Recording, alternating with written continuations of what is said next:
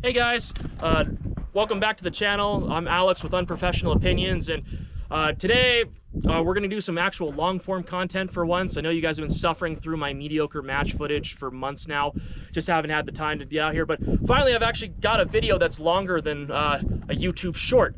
And today I brought out something really special, a rifle I've been wanting to do a video on for a long time.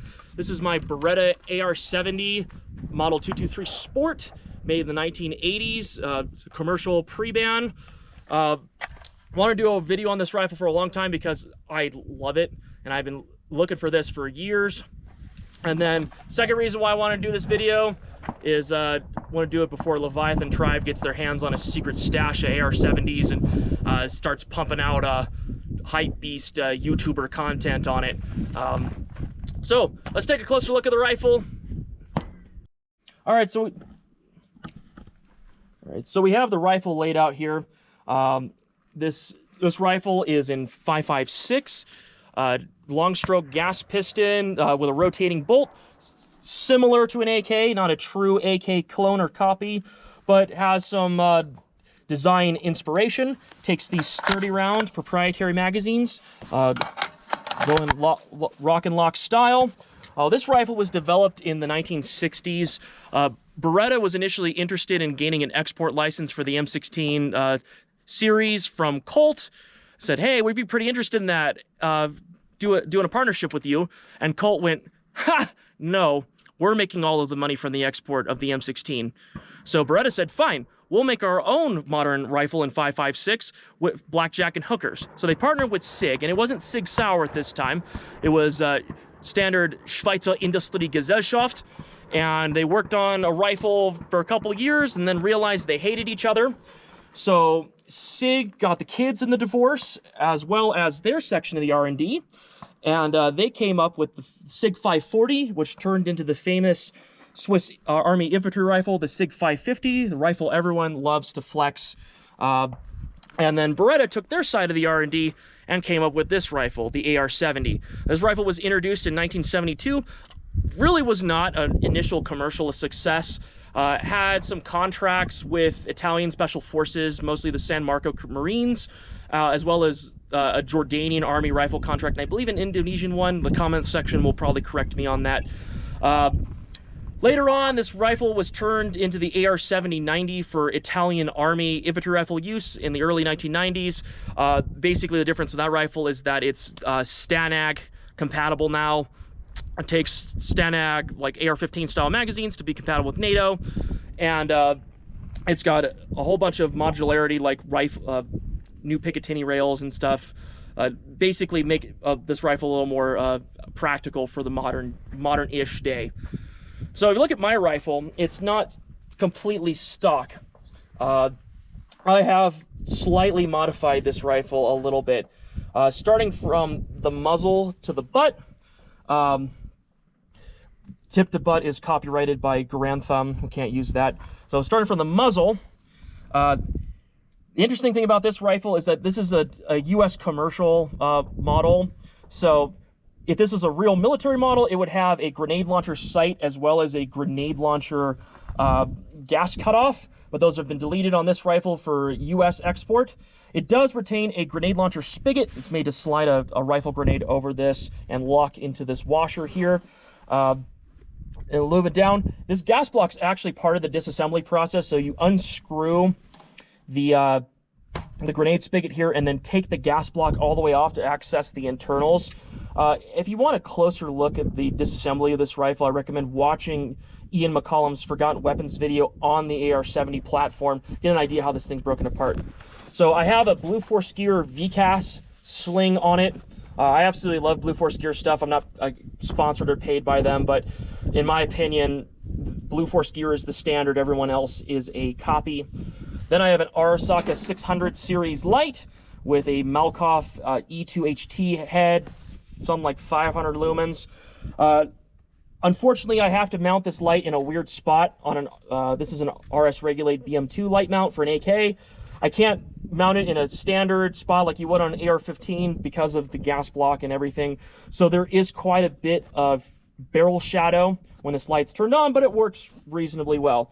And I have an Artisaka momentary cap. I don't have a switch because I'm not planning on making this rifle night vision compatible or anything at this time. Then I have a fun Knights Armament broom handle style grip on this piece of pick rail. This pick rail was on the rifle when I bought it. This is not standard. It's someone drilled this on, but they did a pretty good job of it. So I put this broom handle on it. The primary reason is because this handguard heats up really hot, and this keeps my hand off the handguard. But also, I just like the look of these, and like I love CAC. Wait, what? Anyway, continuing on, I have an Aimpoint T1, or this is an H1, so it's a not as cool T1. It doesn't have night vision settings or anything like that, or works good. Interesting thing is this mount I have it on. This is a B square. So this is a proprietary scope mount that the AR-70 has. The one in the Forgotten Weapons video doesn't have it, but you can just kind of see it. The rail clamps onto these like 3 different prongs. And the interesting thing is that there's only one company that made rails for these for U.S. Import. It's a company called B Square. If you're familiar with anything pre-ban 80s, you probably have heard of them. They're the only ones who made a freaking scope mount for this gun. And it's, of course, in Weaver. The rails are rarer than the guns and are very expensive when you find them. I lucked out. I found this thing on eBay for 10 bucks. Someone didn't know what they had. I have the original packaging for it. I did file it down to make it a little more compatible with some other optics, which is stupid on my part. I'll admit that's a Bubba thing. But the Aimpoint fits it perfectly in its current configuration. Then you have, I'll show you the controls. So the controls, it has an AR-15 style magazine release. There's the nice markings here. AR-15 style bolt release, I should say. It's a bolt release with a extended rock and lock magazine release. It's actually pretty nice.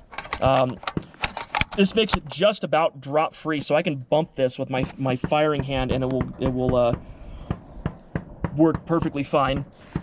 The selector is backwards from an AR-15, so up is fire and down is safe, where AR-15 it's backwards. Yeah, sorry, I lost my train of thought there. AR-15 is up to fire, down for safe.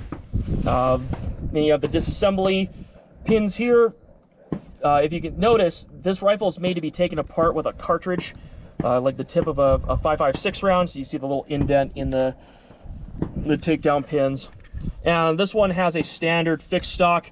There were some SC70 folding stock variants out there that made US import, but they're rarer than hen's teeth at this point. So that covers it for what I have on the rifle. And again, if you want a more in-depth disassembly, look at the Forgotten Weapons vid.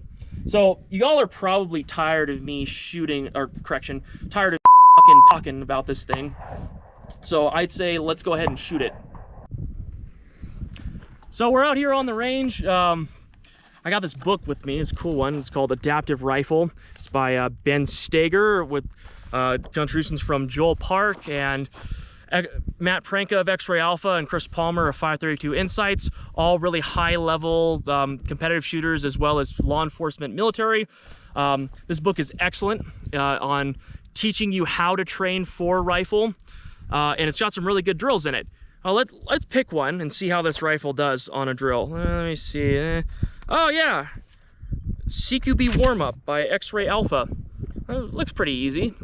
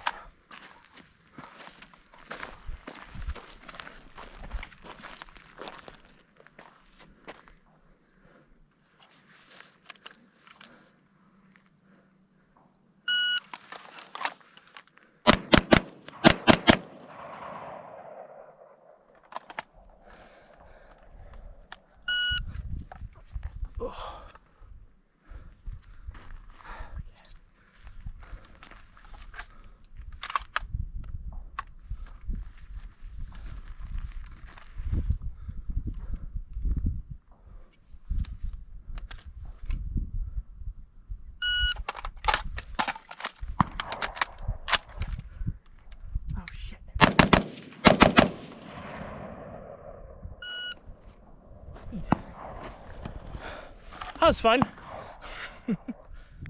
So we've just finished up the CQB warm-up drill. So I suck is the problem here.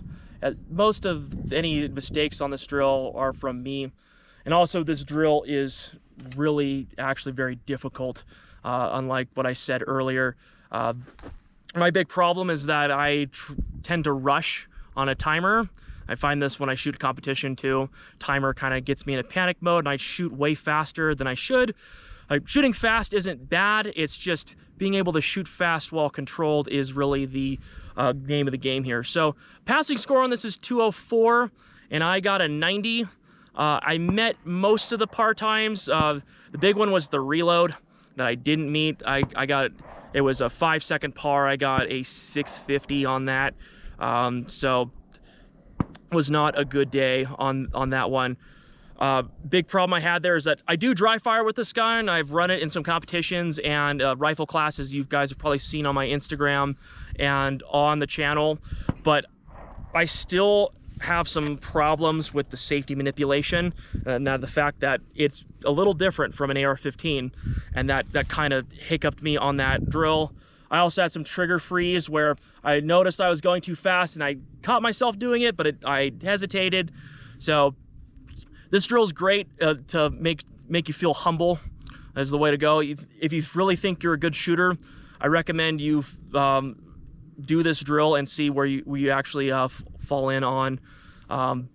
This will definitely make you better at shooting. So otherwise, the rifle did really fine. I really love this rifle. The only thing was really the safety manipulations. Had no malfunctions with it. Zeros on. It's very in a rifle that takes inspiration from the AK. It doesn't feel like an AK at all. It feels like, it handles more like an AR in terms of how light it is and how easy it is to transition and push it around and whatnot. So ultimately very happy with this setup. There's only about 500 to 1,000 of these rifles in the US. So again, I'm extremely blessed to get a hold of one. Shout out to Willie Brothers in Reno, my favorite local gun shop, who found me this thing. Really appreciate them and all they do. So I think that'll conclude it for the day, guys. If you have any questions or whatnot, ask me in the comments below. Subscribe to my Instagram, Unprofessional Gun Opinions. Like, subscribe if you want to continue seeing this content. It only gets worse from here. Thanks, guys.